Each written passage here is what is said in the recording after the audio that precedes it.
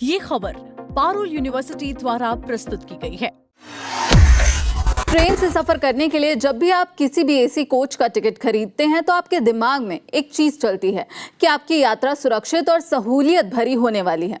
इसका सबसे बड़ा कारण है कि साफ सुथरा एसी कोच के साथ साथ रेलवे की तरफ से मिलने वाले साफ सुथरे बेडरोल की गारंटी।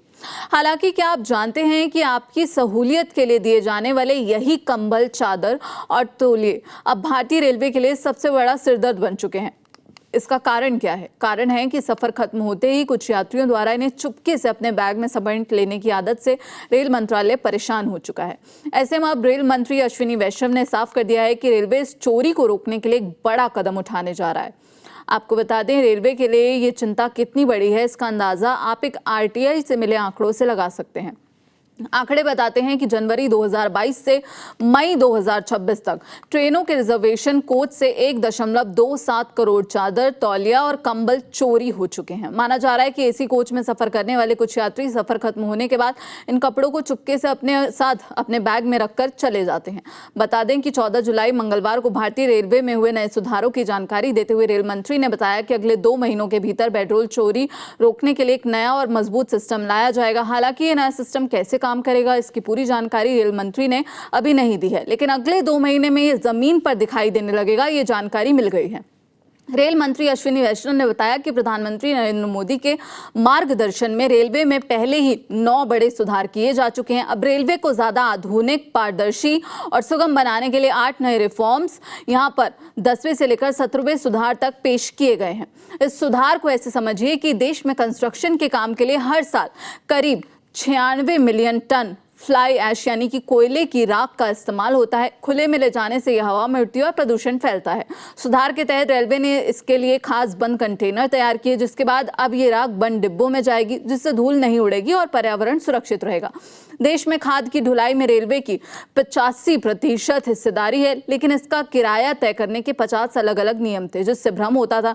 नए सुधार के बाद अब कोई उलझन नहीं होगी। माल भाड़ा सीधे प्रति टन प्रति किलोमीटर के हिसाब से तय होगा। साथ ही अब खाद को सुरक्षित रखने के लिए कंटेनर्स में भी भेजा जा सकेगा। पारंपरिक तरीके से बोरियों में अनाज ले जाने के दौरान नमी, चूहों और गंदगी की वजह से करीब 4 से 5% अनाज बर्बाद हो जाता था। नए सुधार के बाद अब अनाज और दालों को पूरी तरह से बंद और सुरक्षित कंटेनर्स में भेजा जाएगा। इससे अनाज पूरी तरह फ्रेश रहेगा और इसका किराया भी प्रति टन प्रति किलोमीटर के पारदर्शी नियम से तय होगा। इस बात को आप ऐसे समझिए कि अब तक अलग अलग तरह के कंटेनर्स चलाने के लिए कंपनियों को कई तरह के चक्कर काटने पड़ते थे।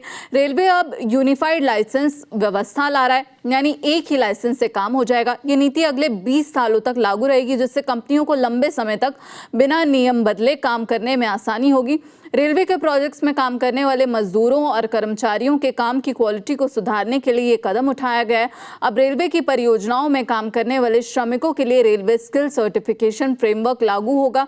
इससे सिर्फ प्रशिक्षित और कुशल यानी कि ट्रेन लोगों को ही काम मिलेगा, जिससे हादसों का खतरा कम होगा और काम अच्छा होगा। रेलवे के प्रोजेक्ट समय पर हों, इसके लिए कॉन्ट्रैक्ट के नियमों को कड़ा और पारदर्शी बनाया गया है। काम शुरू होने पर ही ठेकेदारों को 10% परफॉर्मेंस सिक्योरिटी देनी होगी।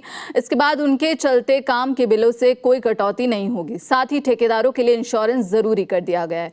पहले ट्रेन के डिब्बों का डिजाइन सिर्फ रेलवे की संस्था RDSO ही तय करती थी, जिससे नई तकनीक आने में सालों लग जाते थे।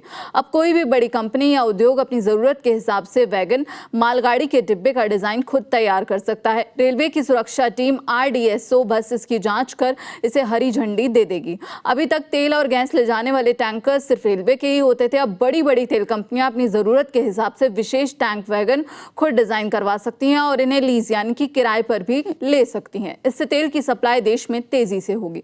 अंत में इन सभी सुधारों पर जोर देते हुए रेल मंत्री ने कहा कि इन सुधारों का एकमात्र मकसद भारतीय रेलवे को दुनिया के सबसे आधुनिक रेल नेटवर्क में बदलना है।